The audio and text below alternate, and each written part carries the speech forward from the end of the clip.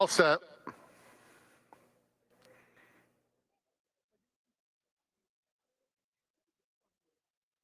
And they're off. Tariff is sent out for the early lead. Newlands has speed. Smiling Tizzy along the inside. Unrivaled Hero between. Missile Cruiser is next. And Spun Not Stirred is at the back of the field. So the Urton runners first and last into the first turn. Tariff in front. Newlands trying to keep him honest in second. Smiling Tizzy tucks in behind the top pair third. Then Unrivaled Hero, 3 off the pace in fourth. Followed by Missile Cruiser and Spun Not Stirred. 5 lengths front to back. They swing on to the backstretch behind Tariff. And Flavien Prat carving out the fractions, leading by about a length. With Newlands in second, the gray is Smiling Tizzy on the fence, inching closer, a little eager too. And outside of him comes Unrivaled Hero, fourth, 2.5 off the lead. Then Missile Cruiser, Spun Not Stirred, inches up outside of him with a half mile to go. And Tariff setting the pace, maintains the lead of a length. Newlands has been second the whole way. Unrivaled Hero takes third. Smiling Tizzy at the rail. Missile Cruiser between those two. Spun Not Stirred loses a bit of ground as they round that far turn. Tariff has been there every step of the way. Newlands just ahead away. Newlands on even terms with him. A 3 wide Unrivaled Hero. Smiling Tizzy looking for a spot. Coming one from the rail there at the top of the stretch. And Tariff tries to sprint away. Smiling Tizzy moves into second. Followed by Unrivaled Hero in third. Smiling Tizzy, Tariff, and on the outside, Unrivaled Hero. 3 of them line up for the money. Smiling Tizzy in between. Tariff tough at the rail. Tariff, Smiling Tizzy. Tariff would not be denied. Fending off Smiling Tizzy. Unrivaled Hero third. Missile Cruiser fourth.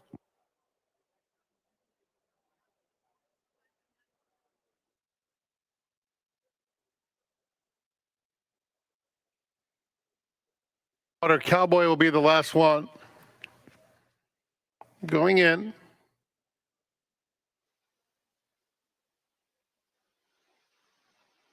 And they're off. Saltwater Cowboy hopped in the air and had an awkward start. Always on Key will set the pace. Saltwater Cowboy now sprints up to take second. Lone Scout third. Mongolian Max and Fireman Dan is at the back of the field. So it's Always on Key, left alone on the front end. Has a length and a half advantage on Saltwater Cowboy, who moves into second. Then Mongolian Max and Lone Scout fourth. Third now on the outside. With Fireman Dan at the back, 4 lengths covers the field with less than 6 furlongs to go. And it's Always on Key just in front. Saltwater Cowboy ahead away. And now Saltwater Cowboy tugs himself up to be on even terms. 2.5 more, Lone Scout third. Then Fireman Dan inching up between horses, and Mongolian Max is down at the rail. They have a half mile left to travel. Always on Key and Saltwater Cowboy 3 lengths back to Lone Scout. White blinkers on the outside. Then Fireman Dan between horses, and Mongolian Max is down at the rail. They come to the 3/8 pole, and Saltwater Cowboy now takes the lead from Always on Key, who's still battling ahead away second. 2.5 more. Mongolian Max now a threatening third, angling to the outside with big strides. And here's Mongolian Max with a sudden move with a 1/4 mile to go. At the rail, Always on Key. Mongolian Max on the outside. These two go on. Saltwater Cowboy dropping out of it. They're inside the 8th pole, and it's Mongolian Max now getting the upper hand and pulling away from Always on Key. Mongolian Max and Welfin Orantes, much the best, striding out to win it by almost 4 lengths. Always on Key second, Lone Scout third in front of Fireman Dan.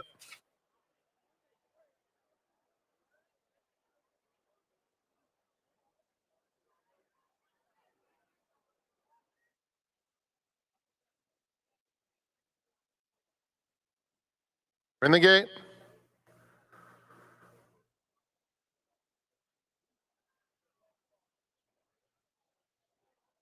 And they're off.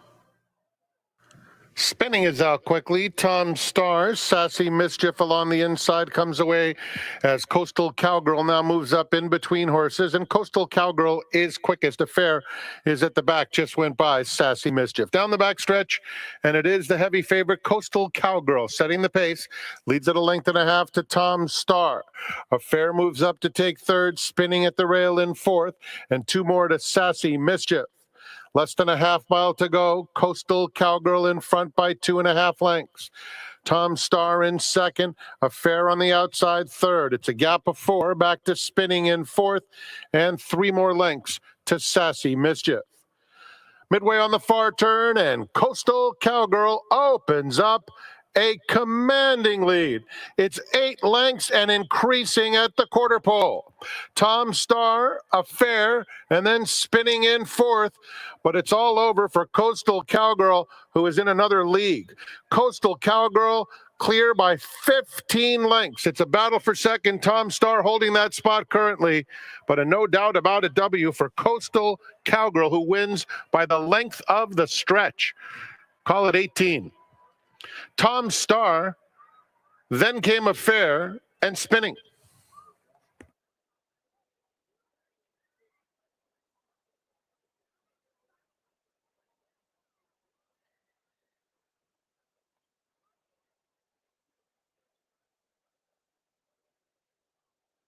Three, Coastal Cowgirl was first.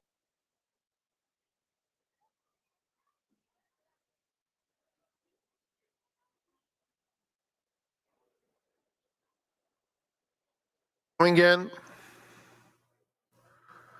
All set. And they're off. Liquid Spirit and Prime and Ready are the first two out of the gate. Here's Spotted Haze now joining the party, taking second and now taking the lead. Spotted Haze to the front. Liquid Spirit at the rail is in second. Prime and Ready tracks 2 off the pace in third. Then comes Smoochero in fourth, racing 3 clear of My Catherine Rose, who passes the half-mile pole, 5 off the lead. Gracie's Big Day and a Kitten for Sue at the back. Liquid Spirit into the far turn, pressed by Spotted Haze. 2 lengths back to Prime and Ready, who races by herself in third. Then My Catherine Rose on the outside of Smoochero, Gracie's Big Day, and a Kitten for Sue. They're a quarter of a mile from home, and Prime and Ready is up on the outside to challenge and take the lead. Prime and Ready, Spotted Haze, Liquid Spirit dropping right out of it, followed by My Catherine Rose and a Kitten for Sue, a 16th to go. Prime and Ready is just in front, and Prime and Ready, Pratt and Baltus strike yet again. Prime and Ready wins by 2.5. Spotted Haze second. 3-way photo for third among Liquid Spirit, My Catherine Rose, and Gracie's Big Day. Dining and entertainment. Coming soon to Yamava Theater, Journey, March 16th, and Kevin Hart.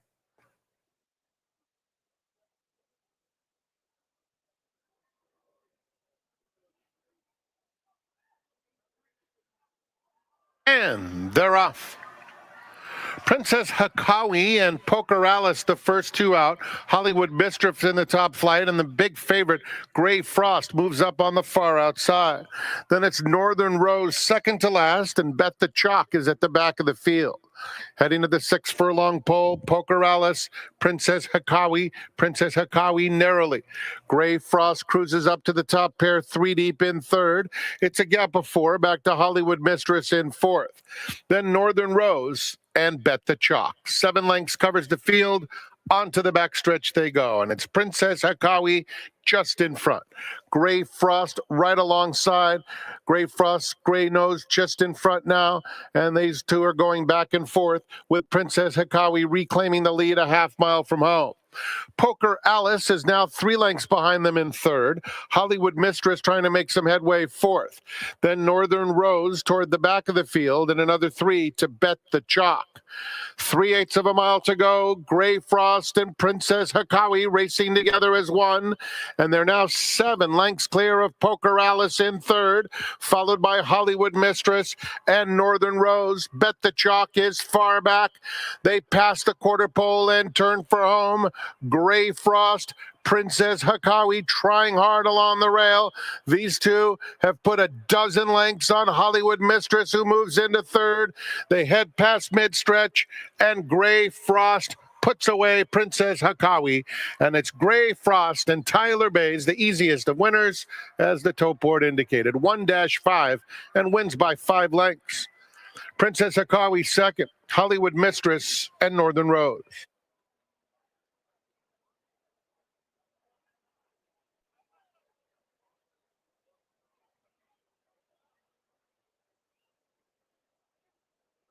Don Julio is the official tequila partner of Santa Anita Park. Try the all-new Santa Anita Classic Margarita made with Don Julio Blanco. Pour amor. Enjoy responsibly. Loading in the gate for the 6th.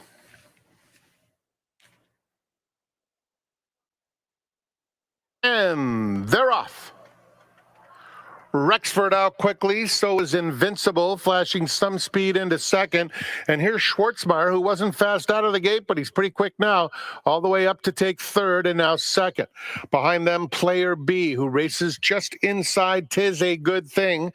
Caribbean King was off a step slowly and is second to last, and Lucky Lad far back through the opening stages. They passed the half-mile pole, and Schwartzmeyer is the new leader. Opens up a length and a half on Rexford in second. They're followed by Invincible. Player B down at the rail. Tis a Good Thing is next. Caribbean King has 6 to make up. 4 lengths back to Lucky Lad. A quarter of a mile to go. Schwartzmeyer and Rexford are 1-2. They've sped 3 clear of Invincible third. Player B in the green angles out for the drive. They're inside the final 1/8 of a mile, and Schwartzmeyer gets the best of Rexford. Player B is starting to close stoutly on the outside. Schwartzmeyer, Player B. Schwartzmeyer a length. Player B trying to get him. Schwartzmeyer, Player B come for the wire together. Here it is. Schwartzmeyer, very game. Fends off Player B. Rexford was third. Photo for fourth between Invincible and Caribbean King.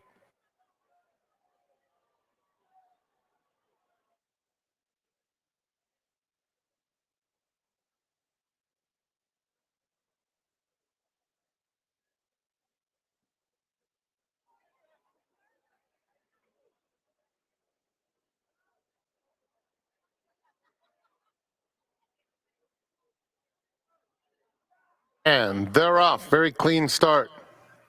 And an even one, too. Azure Star. Here's Runnin' Ute up to take the lead. And Dr. Flash Dancer is up close in the early stages, too. Then Reef City and Bobby's Alibi, 4th and 5th, with Twilight Moon 6 off the lead. At the rail, My Bucket List, Pour on the Coal between rivals. And Our Expectation is 9 lengths off the pace, which is being set by Runnin' Ute. Runnin' Ute takes him into the far turn, cruising along with a 1-length edge on Azure Star in second. It's another length behind them to My Bucket List, 3 wide in third. Dr. Flash Dancer saves ground at the rail, still in the thick of it with Bobby's Alibi forced to go 4 wide, but only 2.5 or so off the lead. Then comes Reef City, Pour on the Coal is next. Our Expectation, the gray, is passing horses from behind. Runnin' Ute turns for home and opens up a 4-length lead. Dr. Flash Dancer out way in the center of the track. Bobby's Alibi is making headway, and in between those two, My Bucket List, a 16th to go, and Runnin' Ute has run them off their feet. Another for Welf and Orantes. Runnin' Ute wins by 5 lengths. Bobby's Alibi was second best, My Bucket List third, and Our Expectation finished fourth.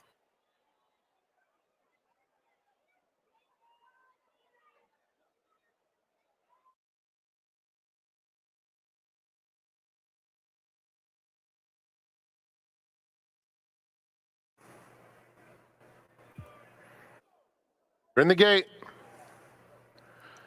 And they're off. Quick start for Silverado Storm on the outside, but there are several battling for command, including Cali Cat, who emerges with the lead. Cali Cat crosses the dirt and opens up a couple of lengths as well. Frank Bullet, King of Dragons, is up close in the early stages, just 3 lengths off the lead as they run past the 5/8 pole.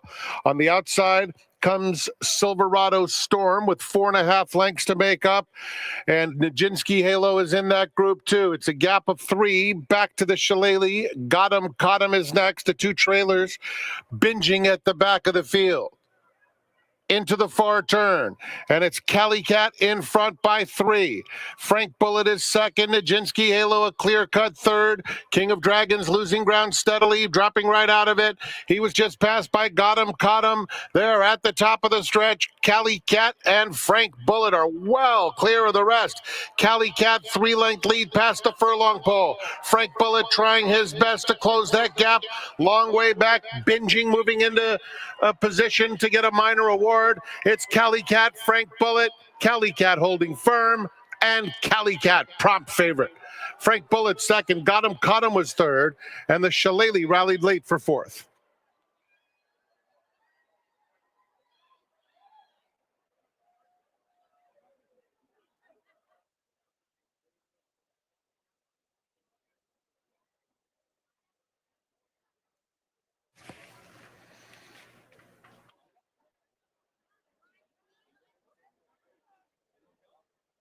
They're all in line.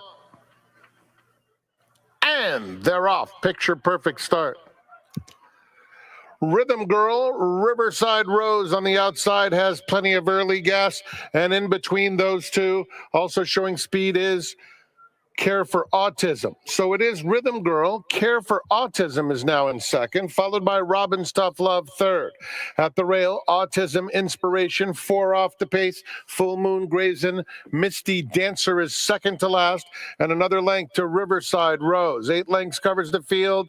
They're heading to the 3/8 pole, and it is Rhythm Girl in front. Leads at a length and a half, pursued by Care for Autism and Robin's Tough Love. Aggressively ridden, getting closer third. Autism Inspiration is only 3 lengths off the lead, and another 2 to Full Moon Grazin. Past the quarter pole and turning for home. Rhythm Girl fends off that bid from Care for Autism. Here's Autism Inspiration, and down at the rail, Full Moon Grazin. On the outside of them, Robin's Tough Love. 4 of them line up past the 8th pole. At the rail, Full Moon Grazin and Kyle Frey taking command, and Full Moon Grazin nicely handled to victory, as much the best. Robin's Tough Love second, Autism Inspiration, and Rhythm Girl.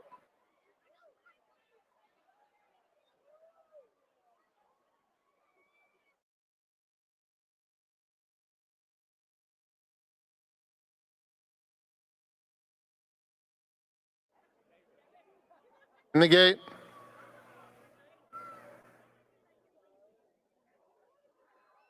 And they're off. Sabretooth had a very nice start, as did Got Soul, who sprints up on the inside, joined immediately by Santa Barbarian, and Sonio Divino is in between those two. Sabretooth now fourth, Class of Jameson widest of all.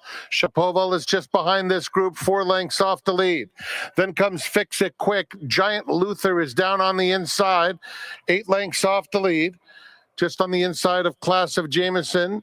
The 2 trailers now are Benny's Puzzle and Smooth Whiskey going down at the back. They're onto the back stretch behind Got Soul, who leads the way over Santa Barbarian in second, Class of Jameson up to third.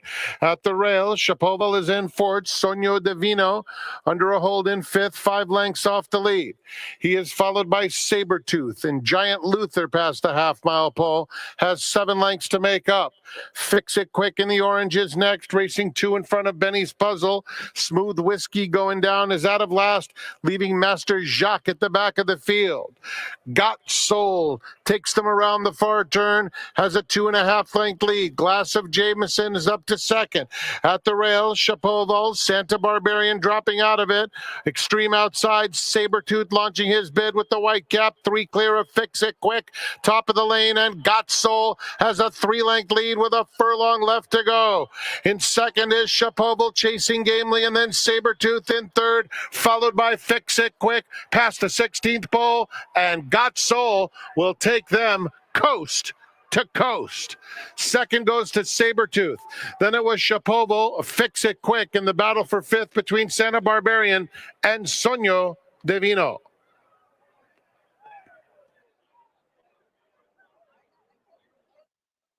Five.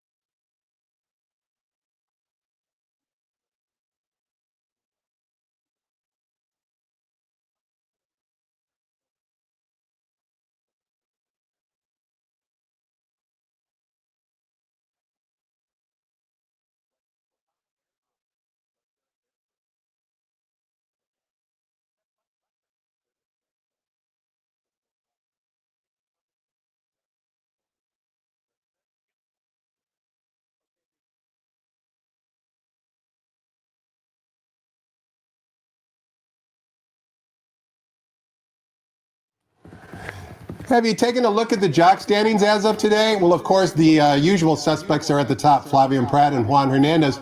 But take a look at who's little old number 5, Tiago Pereira, and take a look at the riders who are underneath him, Antonio Fresu, Edwin Maldonado, Frankie Dettori.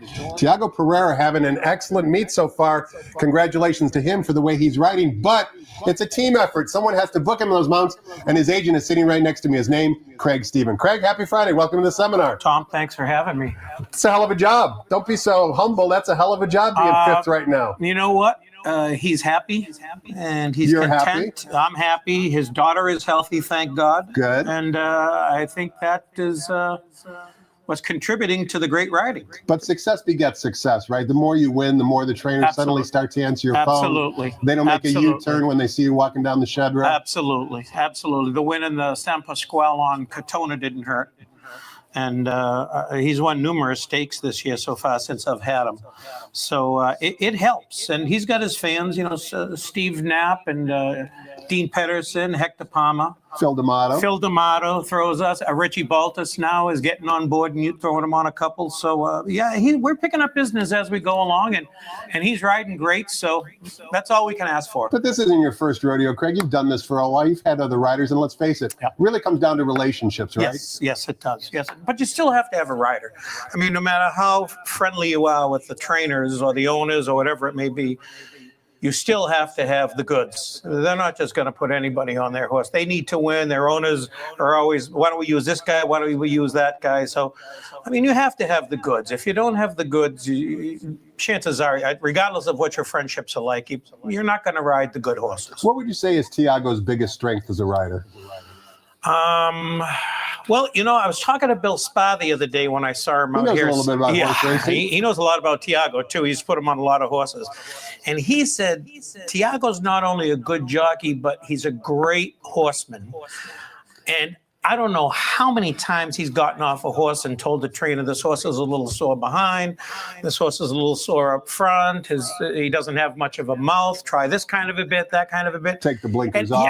And he's been right 9 out of 10 times. So he's not only a good jock, but he's a good horseman. And I think that's important, especially when the trainer wants a little bit of input, you know, coming out of a race or something. He'll, you know, I don't think this horse took to the turf today. Why don't we try him on the dirt? I don't think he'll work a horse and say, I don't think he can get over a mile. And he's usually spot on. And you got to remember, he's been doing it. He showed me a picture when he was riding bush tracks back in Brazil. He was 12 years old. Wow. He was on the back of a horse barefoot.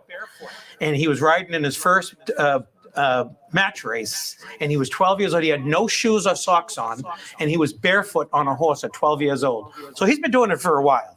He's an overnight success 30 years later. Yeah, 30 years later, he finally picked up the bit. But he also won the Dubai World Cup. Yes, he did. It's not like he's chopped liver. No. People forget that. That's part of his resume. You can't take that away from him. A lot of people forget that he did win the Dubai World Cup. I don't know exactly what year it was, but he told me that it's true. He won it. Yeah. So now, you know, you got to manage the trainers and all the expectations, and you got to manage your own lifestyle. But then, of course, you got to manage Tiago as well. And we had an interesting conversation in the paddock. We kind of consider yourself to be like a coach. You're like the coach of the Lakers. You're the coach of the UCLA Bruins. Basketball coach. You know, there's a lot of motivation involved. There's a lot of, you know, way to go, buddy type of things. You know, but you take that very, very seriously, Craig.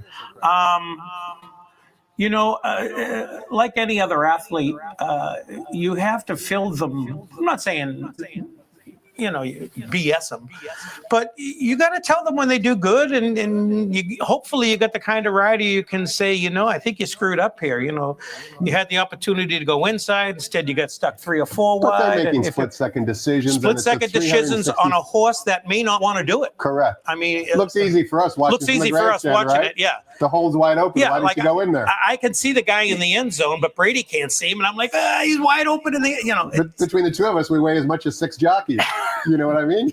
Give or take, maybe Thanks one for pointing that out, by the way. I appreciate that. You know, it takes one to know one. No, it's. And you look good, by the way. You have lost some weight. Thank you. Yeah, I lost about 70 pounds. It's not a dig. No, it's just reality. We're not going to get on the back of the horse anytime soon. I wouldn't. No. What these guys have to go through, people don't understand. I mean, they don't eat. They can't drink. They run. They put on the rubbers and the sweats, and they run 5-6 miles before they ride.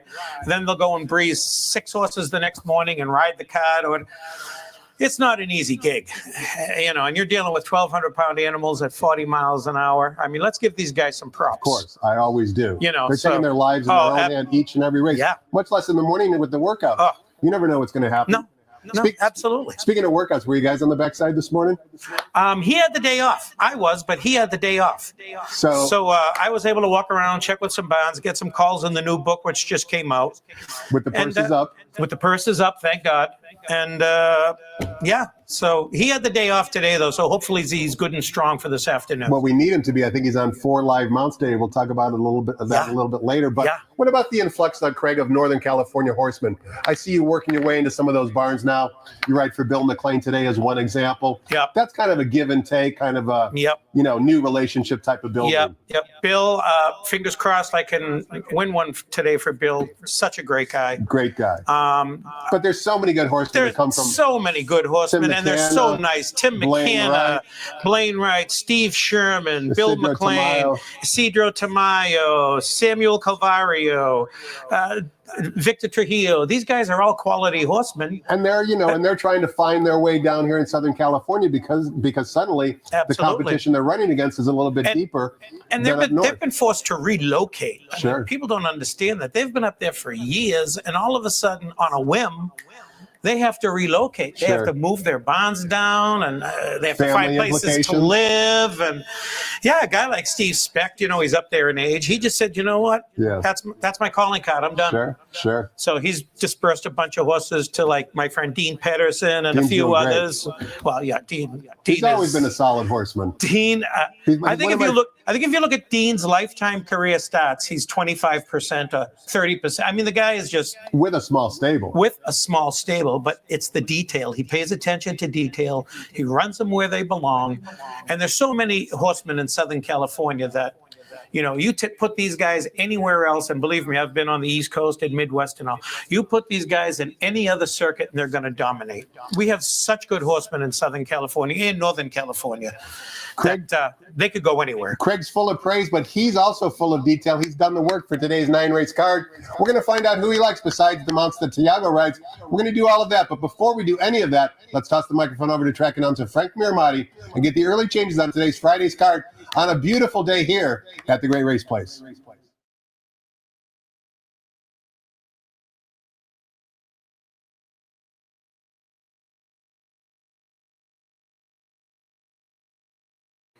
Good morning, ladies and gentlemen, and welcome to Santa Anita Park, the Great Race Place. The track is fast, the turf is firm, and the rail on the turf is out 20 feet. Here are the early changes. In the first, the program scratch of number 4 and the Ohm of the Brave. Race 2 has no changes. First race starts to pick 5. Second begins the early pick 4. No changes in the third. In the fourth, scratch 8 Miss Pixie Sticks. The fourth starts to $2 pick 6. The fifth starts to late pick 5 and the all turf pick 3. No changes.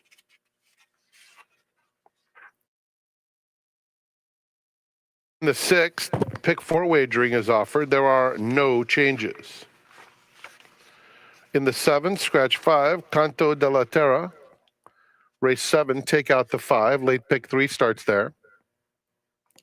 Eighth race, take out the 1, Surf Song. Late double starts with the 8th. And in the ninth, scratch number 6, Satoshi. Super high 5 wagering is offered. Enjoy your day at the Great Race Place. Free Fridays means we have $3 beers, $5 margaritas, free admission, and free parking every Friday. The Coast to Coast Pick 5 is offered on Fridays, Saturdays, and Sundays, combining races from Gulfstream Park and Santa Anita. Today's sequence starts with Gulfstream's 8th.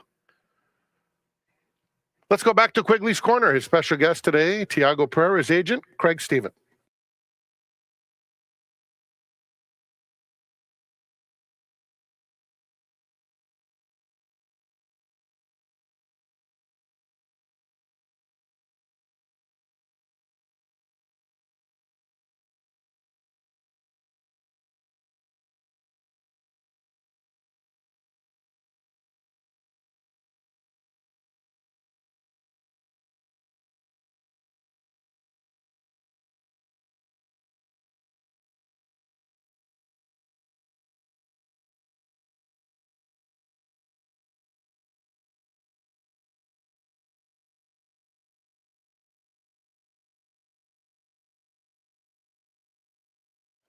Welcome back. We're talking horses with Craig Stephen. He's the agent for Tiago Pereira. As we just saw, Tiago is currently 5th in the jockey standings, 104 mounts with 15 wins, 13 seconds, and 12 thirds. Both Craig and Tiago are doing an outstanding job being 5th in the current jockey standings. They're only 17 away from being lean rider. Basically, Flavian Pratt has doubled your total.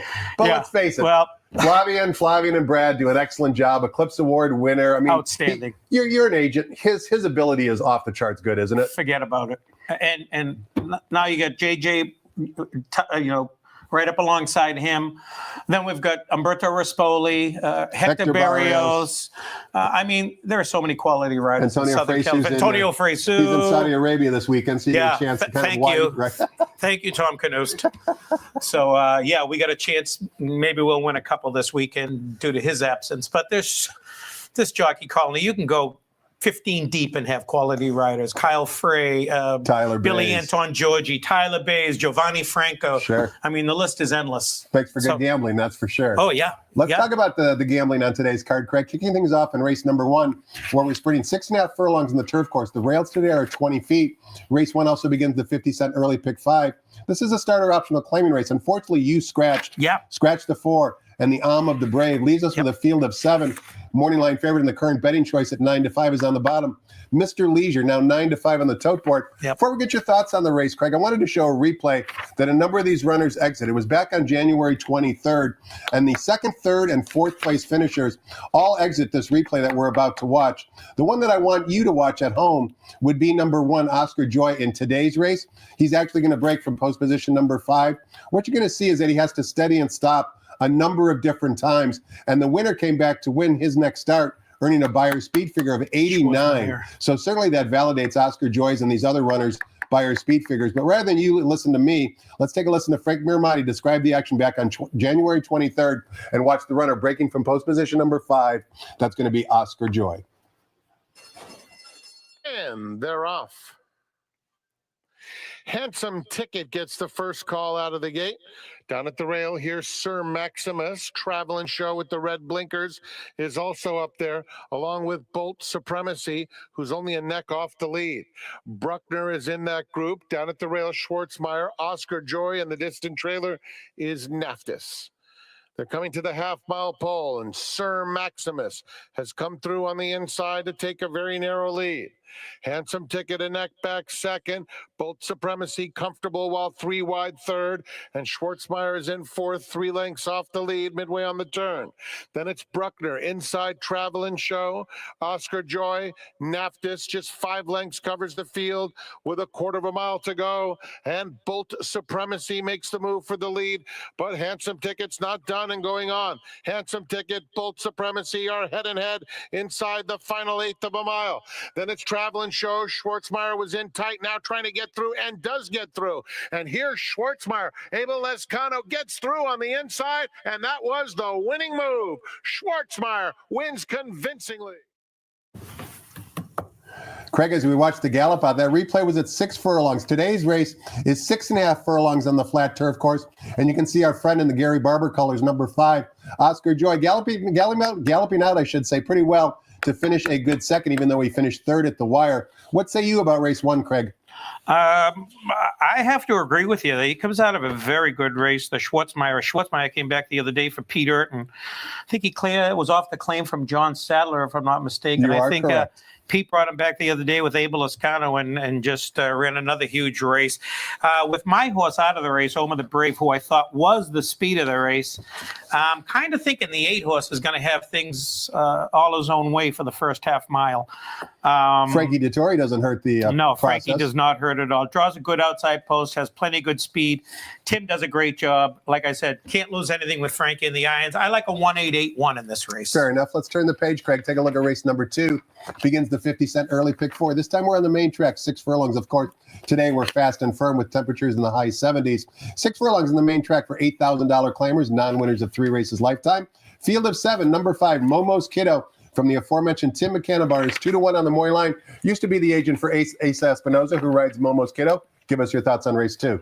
I like the 7 here. I think this horse has a lot of back class. Andrew Harris doesn't have many horses, But he does a great job with what he has. I don't think Eddie needs the lead in this race. There's some speed down inside of him. I think this horse can track. I just think he's a better horse than these horses. So I'm going to go with the 8 over the 1 and 5. I mean, the 7 over the 1 and 5. I like Constant Conflict, maybe wire to wire. Fair enough. Let's take a look at race number 3, Craig. We're back sprinting on the turf course. 6 furlongs the distance. It's a restricted starter optional claiming race, and the field sizes today are good, including this race where we got a field of 10. You do ride number 10, Come Out Fighting for Bill McLean. Yes. Morning line favorite is number 4, Wound Up, who freaked out last time out, Yes. earning a Buyer speed figure of 92, a career best. You expect a bounce from Wound Up, and what do you think of Come Out Fighting's chances? Wound Up is fast for sure, but if you look, she's 0 for 3 on the Santa Anita turf course, which is not a good sign. Certainly has enough speed to clear this bunch, but I don't think she's going to be alone. I think the 6 is going to be pushing. I think the 6 is going to show speed. I think my horse is going to be right there in the first flight, maybe second or third. So I think it's going to be a tough order for Wound Up to steal this race, considering that she is 0 for 3 on the turf, and a little step up in company too, and going from the optional 12 to the optional 20.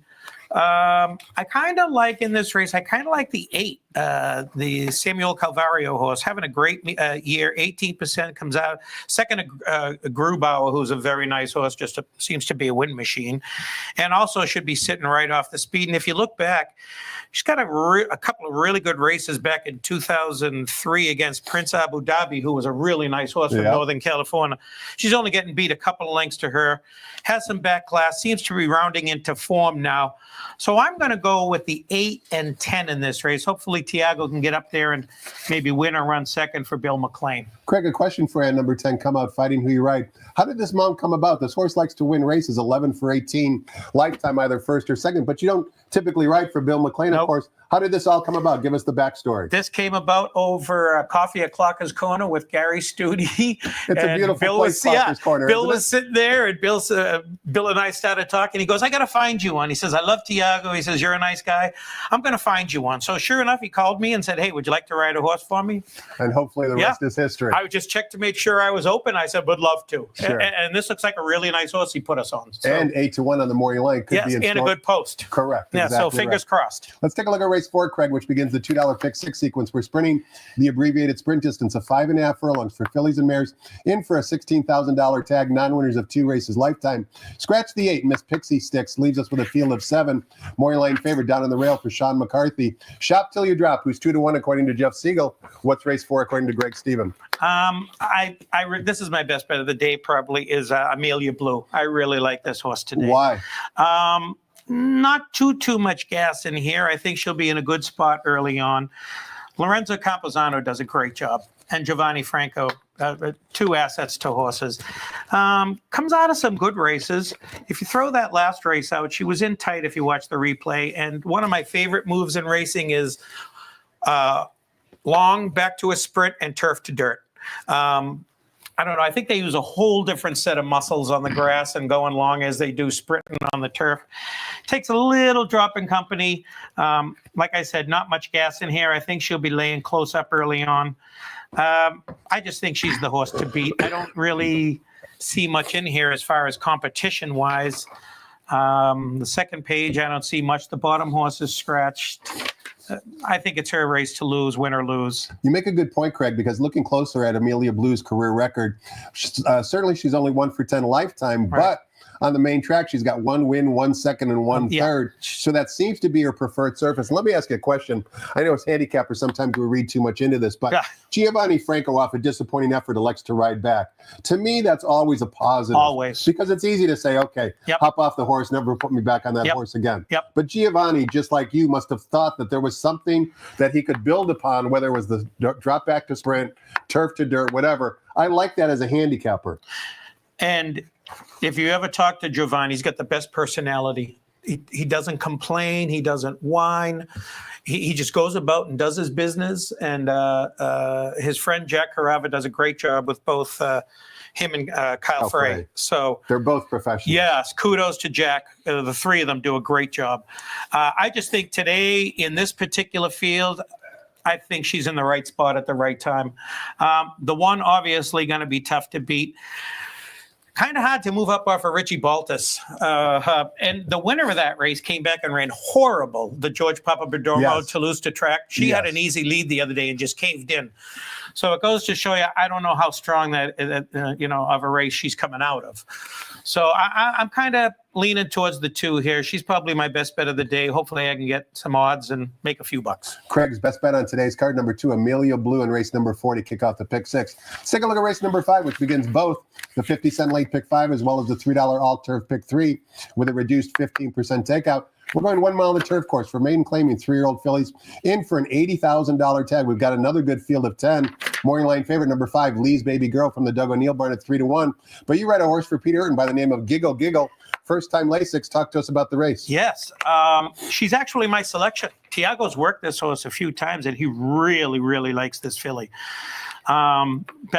She had a little bit of a layoff from November to January, not much, but when they brought her back, they put her on the dirt. I'm assuming there was probably no grass race in the book. So draw a line through that race. Yeah, draw a line through the last one. She picks up Lasix, and I think Peter's going to tell Tiago to kind of have her into the race a little bit closer this time around. So I don't think she'll be too far off the pace, and it looks like there's some speed in there that they might compromise each other. And I mean, we've given Lee's Baby Girl a number of chances so far, and I don't know. I just think maybe with a few of the horses coming in from sprint, for instance, the JJ horse has some speed. I think she's going to show more speed. There's a couple of horses coming in from 6.5 and 6 3/4 races that I think might show speed. I think Giggle Giggle might have a shot, maybe if Tiago likes the way she's training, to maybe pick the pieces up when they all fall apart in the lane. You also give a little love to number 2, Big Leap. Jonathan Thomas, yes, what a job he does. It's great to see a barn like his shift west for the winner, isn't it, Craig? Yes, unbelievable. I bet this guy all over the country, never mind Santa Anita. He just does a wonderful job. And kudos to Umberto Rispoli. I mean, this guy on the grass he's something special. The Italian magician. Yeah. First time Lasix, taking that all-important drop from maiden allowance in for a tag. Made up a bunch of ground last time under SAL. And first time out, maybe a little too close on some pretty quick splits, 22-45, only sitting 4 off the lead. I think it comes back with a 46 work last time, too, so you got to pay attention to that. I think Alberto's going to make the difference on this 2 horse. So I think the race is between the 7 and 2, and let's throw the 5 in as well, just in case the 5 gets away on an early lead. Craig, they say that whenever you get a mount, it's just a handshake and it's a one-time deal. So I just want to visit number 3, Authentic Grace, only because you rode her last time and now you don't. Yeah. Can you just give us the behind the ropes type of thing? Anything you want to talk about or not really? I guess she's okay. Tiago didn't care much for her. I think even Neil told me that he doesn't think she's much. Sure. But sorry, Neil, I didn't mean to bring that out on national television. But no one's watching. Don't worry about it. Certainly Neil's not watching. No. Neil told me she's not that much. Sure. And Tiago said she's not that much. And he really liked the Urton horse, the way she works. So I have to go with. Plus, they pay $275,000. Hopefully, the 7 wakes up today. And you know how this game goes, Craig. We probably kissed Authentic Grace right into the winner's circle after those comments. Guaranteed. She'll pay $80, and I won't have a dime on her. Exactly right. Race number 6 begins the 50-cent late pick 4. We're going 2 turns on the main track. Allowance optional claiming types, non-winners of 2 other than a good field of 5. Bob Baffert trains the morning line favorite, number 4, Cowboy Mike, who's 7-5 on the morning line. 5 ways you can go here, Craig. Which way are you going and why? I don't think there's any chance they could beat Cowboy Mike here. He looks like the lone speed. Maybe Malibu Rocks has a little gas. Maybe if they want to push Manitouish, I guess he could run early. I can't see anybody beating Cowboy Mike here. What about Barely Functional? You like her a little bit. Yes. Or I should say he ran a career top last time out. I think it's between Cowboy Mike and Barely Functional to pick up the pieces for second money. Do you use anything like Thorograph or Ragazines in any sort of your handicapping or identifying live mounts, Craig? You know what? Not really. For me, I'm old school, so it's always been the daily racing form and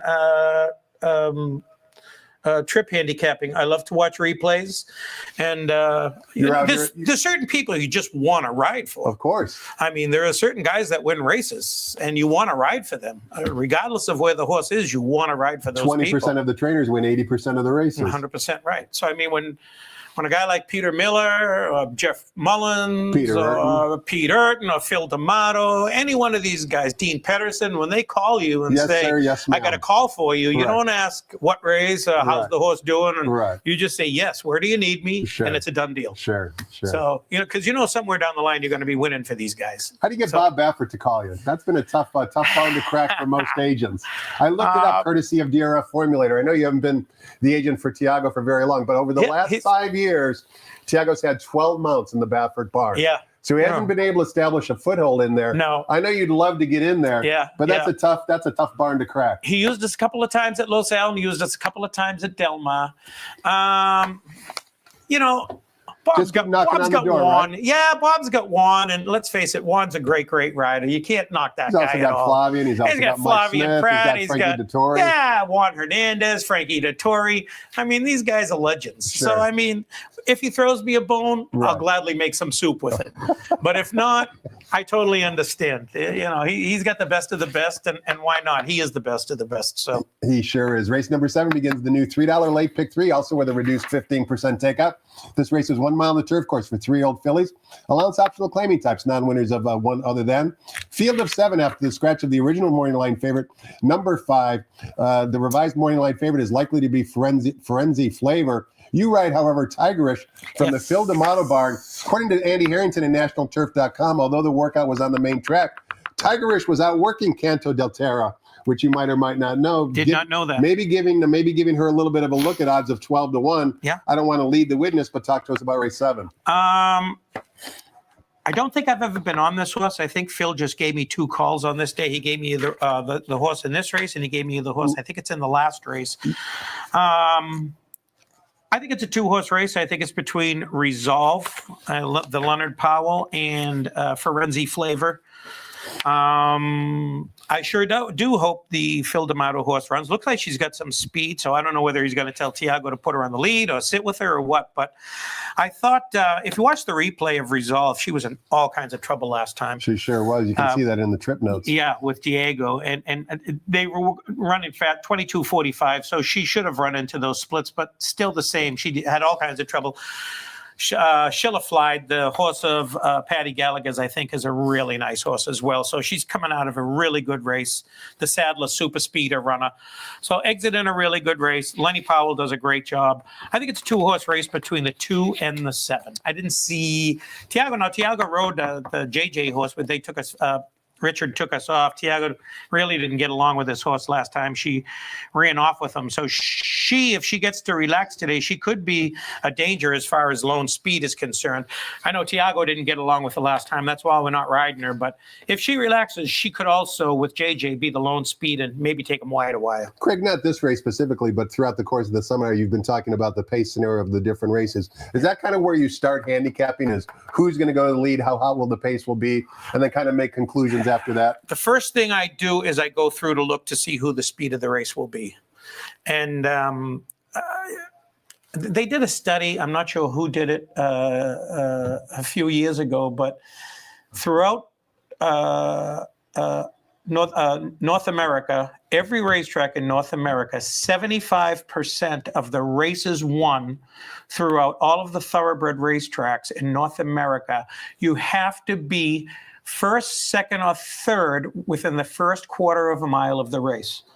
That's where the winner comes from. Early speed is dangerous. In other words, not too many are coming from out of it, 10, 12 lengths out of it, turning for home. If you're within the first 3 at the last quarter of a mile, you're probably going to wind up a chance of winning the race. Now, sometimes it's hard to change a horse's style. Oh, very much But it so. makes a lot of sense if you just think about it intuitively, right? Well, The especially deep closers- California. The deep closers have to wind their way through traffic. Wind There's through also- traffic. They're always at the mercy of the pace. A good jock will put a horse to sleep on the front end and have plenty left.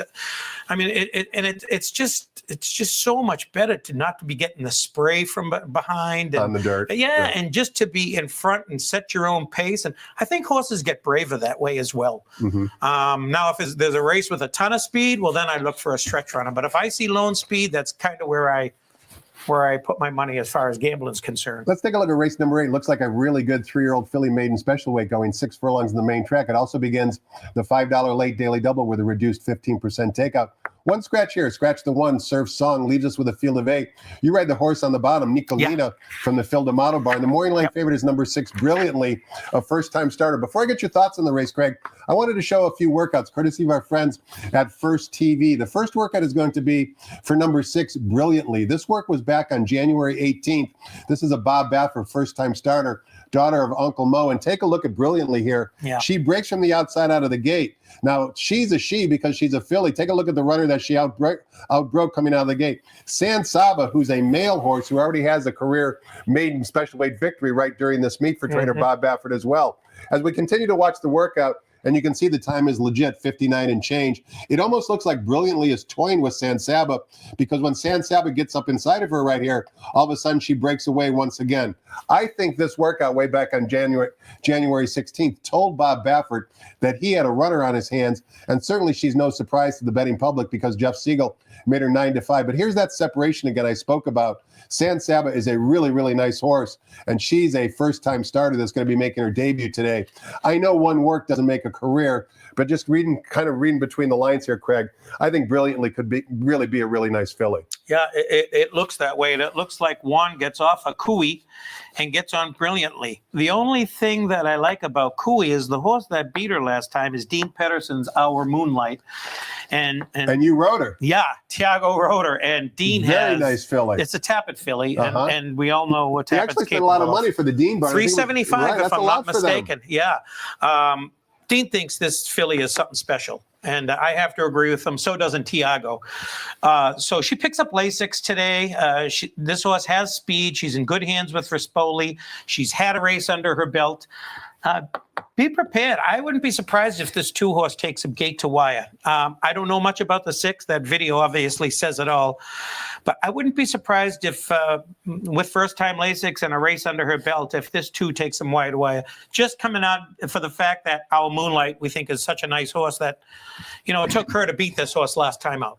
Well, it's interesting. From your lips to the production team here at First TV, let's show a workout since that race for Cooey that you mentioned. This work was back on February 16th. Cooey is going to be down on the inside. She's the gray. And take a look at the workmate. Cowboy Mike, who we talked about a little bit earlier on today's card in race number 6, who's the 7-5 morning line favorite. That's her workmate, and you can see her tugging right now. Oh, she's bent in half. Exactly right. Yeah. So you can tell that she wants to get it on with, right? Yep. And she's out working a really nice horse with Cowboy Mike. Absolutely. Here's another example of Bob Baffert using the morning workouts to identify where to properly place his runners. He's not going to risk her for a tag, that's for sure, after this workout, and particularly after that performance. It's interesting, Craig. Umberto Rispoli does not ride that often for trainer Bob Baffert. No. He gets a chance today, and you got to believe Umberto's always motivated. He's going to make good. But correct. Yeah. So I think just based off of this video, Craig, we know that this filly has a lot of natural early speed. She's working with a really talented workmate here. I think the Baffert team really has this race kind of surrounded. It looks to me like a 2-6 in terms of talent. Now, Phil told. Let's talk about your filly. Phil told Tiago that he's sitting on a really nice horse here. So I don't know whether she's got speed or whether, like I said, when Phil calls and says, I got a call for you in such and such race, I just say I'm open, or, I just don't ask about the horse. I don't ask about anything. I just say, I'm open. You want to name me on? You want me to enter or what? That's as far as it goes. So Phil told Tiago that this is a very nice horse he's putting him on. And if you look at the works, I mean, she's working 59 from the gate, a minute. And Phil usually works a little bit on the slower side, 101, 102. So I'm hopeful. Plus, she draws a good outside post. If there should be a speed duel and we wind up, we'll be in a good spot. Yeah, we'll be in a good spot to mow him down, hopefully, if she's that kind of horse. On paper, it really looks like a good maiden 3-year-old filly race. There's a lot of quality here. We didn't even talk about the Michael McCarthy, the other D'Amato, the Dick Dutrow. Looks like there's a lot of talent in race number 9. We close out the card in race number 9, offering $1 super high 5 wagering, sprinting 6 furlongs in the turf course for $25,000 claimers. One scratch the 6, leaves us with a field of 9. Morning line favorite number 8, Dr. Ray D from the Bob Hess barn. 3-1 on the morning line. Ironically, Dr. Ray D and Unwritten Code ran against each other last time out. This race was back on January 29th. It was the 5th race. Let's listen to Frank Miramati describe the action and watch Unwritten Code wearing saddlecloth number 5 and Dr. Ray D wearing saddlecloth number 7 right inside of her, I should say. Battle it out. Let's watch the replay and watch the runners wearing saddlecloths 7 and 8. And they're off. Song of Shadows is very quick and takes the lead immediately. Unwritten Code, Dr. Ray D comes out in third. Here's Tam's Little Angel moving up now to take that third spot, and Rose Dawson is at the back of the field. It will be Unwritten Code to set the pace, clearing off. Song of Shadows will track 2.5 back second. Then Tam's Little Angel on the inside of Dr. Ray D. And Rose Dawson continues at the back, but only 4 lengths covers them, and Rose Dawson is now climbing on horse's heels. Into the far turn. Unwritten Code, 2-length lead. Song of Shadows joined by Tam's Little Angel on the inside. Then Dr. Ray D, 4 off them, and Rose Dawson. They're a quarter of a mile from home. Unwritten Code's had it all her own way. 2.5 length advantage. Tam's Little Angel on the inside. Rose Dawson looking for racing room, trying to find it along in a very narrow opening. Did not get through as Tam's Little Angel is coming to Unwritten Code. Tam's Little Angel, Unwritten Code. Dr. Ray D running a good race in third. Tam's Little Angel takes over, and Tam's Little Angel handwritten by Hector Barrios to get the money. Dr. Ray D second. Craig, Unwritten Code set all the pace, and then mid-stretch kind of wilted a little bit. But make no mistake, Tam's Little Angel might have beaten you that day. But you got your revenge. She came back to win at 16-1 under Tiago Pereira in her next start. That certainly flatters both Unwritten Code and Dr. Ray D. Give us your thoughts on race 9. I would love Unwritten Code if there wasn't so much speed in the race. The 2's got gas, the 3 has got gas, the 5 has got gas. They scratched the 6, thank you. Gypsy Lynn has speed. I think the race sets up for Dr. Ray D. Bob's having a huge meet. Umberto Rispoli on the grass, enough said. There should be enough pace in the race to set it up.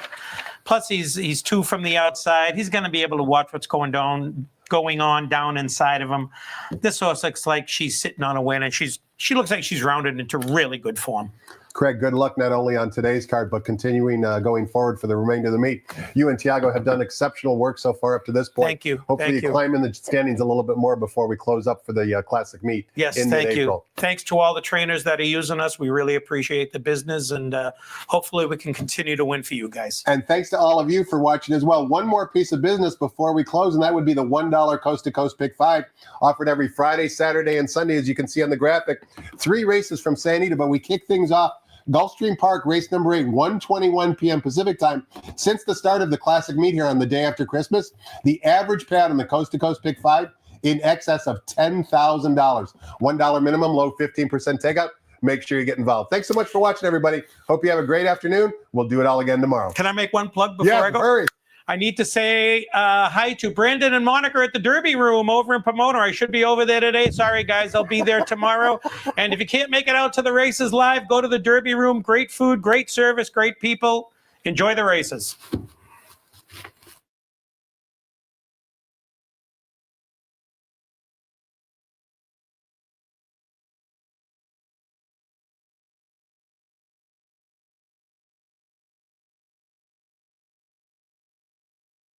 Ladies and gentlemen, please rise for our national anthem.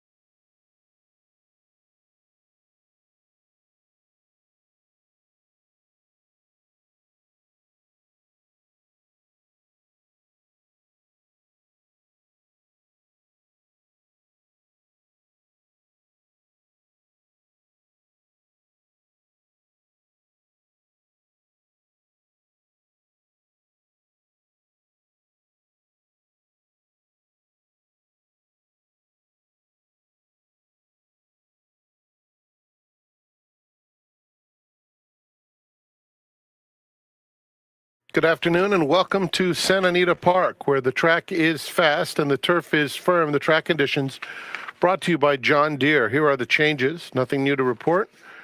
In the first program scratch of number 4 in the Home of the Brave, early pick 5 starts with race 1. No changes in the second. In the third, there are no changes. Race 4 is the beginning of the $2 pick 6, scratch number 8, Miss Pixie Sticks. In the fifth, start of the late pick 5, and all turf pick 3, no changes. No changes in the sixth, start of the late pick 4. Late pick 3 wagering offered with the 7, scratch 5, Canto de la Terra. Late double starts with the 8th, scratch 1, Surf Song. And in the 9th, super high 5 wagering is offered, scratch number 6, Satoshi. Enjoy Free Fridays, where you get free admission, free parking, $5 margaritas, $3 beers, and drink specials every Friday here at Santa Anita Park. And on Fridays, Saturdays, and Sundays,